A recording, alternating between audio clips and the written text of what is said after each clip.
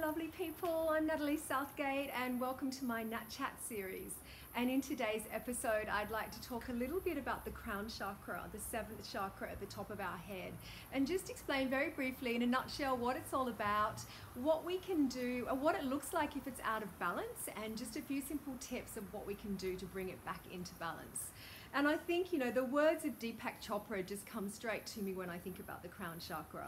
And he says that we're not human beings having the occasional spiritual experiences, rather we are spiritual beings having the occasional human experiences.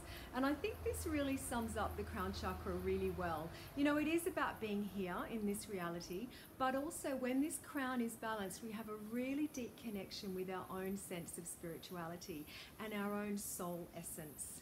Okay, now this chakra, when it gets out of balance, it can show up in a few different ways.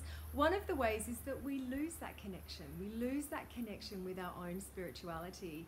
And when this happens, we can feel like we are relying on our own strength all the time. I think that's one of the main signs of this, and it can feel quite isolating. We can feel quite alone.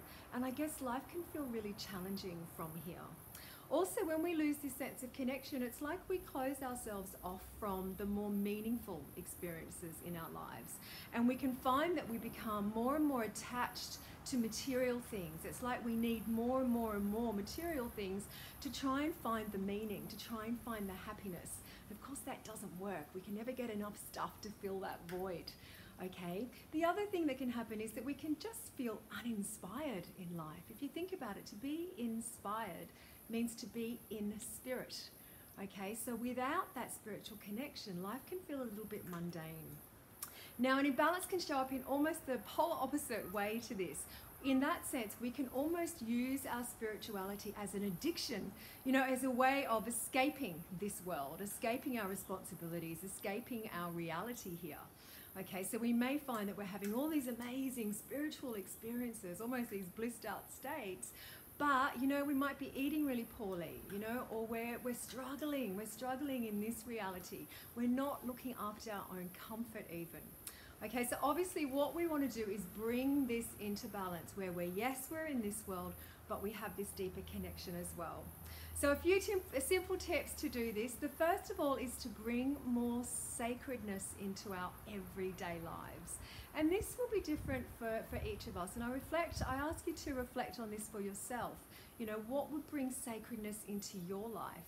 A few simple ideas. One is inspirational writing, so just reading a paragraph or two of writing, poetry or any inspirational writing that moves you every day, maybe as you wake up or at your lunch break or before you go to bed, but bringing it in, dancing that into every day. It may be listening to music that moves you. This is one of my favorite ways.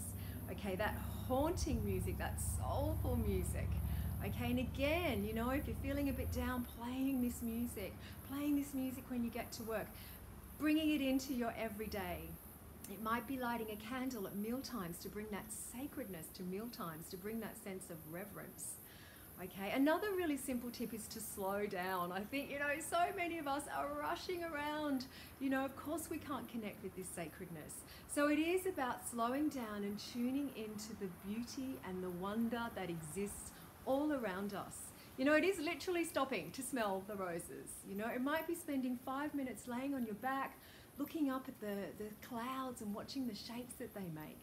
It may be just stopping to breathe in the air. If you're at the sea, breathe in the sea air or the mountain air if that's where you are. Okay, but just being in tune with nature will connect us back. Okay, and then it's about finding gratitude. When we're grateful, we're connected more to soul, we're connected more to sacredness.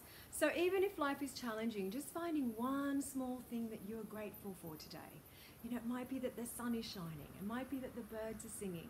Okay, but really tuning into that gratitude.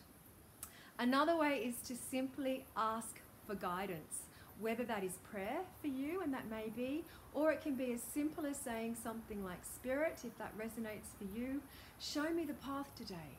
Please guide me today. Show me the next steps on my path.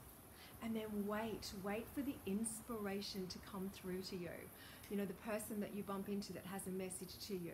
for you. You know, the Facebook post you open and there's a message for you. Staying open to the inspiration, the guidance that comes to you from asking for the guidance, okay? And then, you know, I've got to mention Chakradance, because in Chakradance we dance the Crown Chakra, and it's one of the most beautiful, moving, almost haunting dances. This is where we connect with our own highest source of spirituality and bring that energy down into our bodies as we move it, okay? Some ways it feels like it's our soul's turn to dance. So I really encourage you, I invite you to try that as well. So I hope this little video finds you at a time when you needed to hear these words, and you can take on at least just one tip for today or this week and start building that crown chakra.